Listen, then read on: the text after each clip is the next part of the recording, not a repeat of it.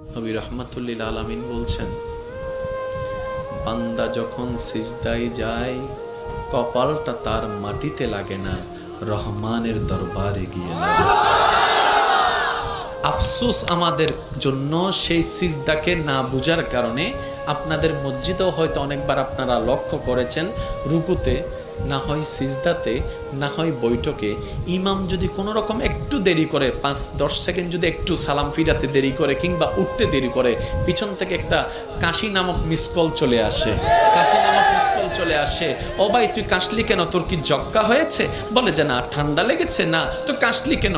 বলে যে হুজুরকে একটু সিগন্যাল দিলাম। কিসের সিগন্যাল? বলে যে আমার 3 তাসবিহ শেষ হয়েছে। হুজুর আপনারটা শেষ হলে আপনি এবার তুলতে পারেন, আপনি এবার মাথাটা তুলতে পারেন, আপনি এবার মাথাটা তুলতে পারেন। হুজুর আমার তাশাহুদ শেষ হয়েছে, দরুদ শেষ হয়েছে, আপনার শেষ হলে আপনি এবার সালামটা ফিরাতে পারেন। কিরে ভাই, নামাজ তো মওলার সামনে দাঁড়ানোর একটা সুবর্ণ সুযোগের নাম, নামাজ তো গুনাহ মাফের একটা জারিয়ার নাম, নামাজ তো রবের রহমত পাওয়ার একটা জারিয়ার নাম।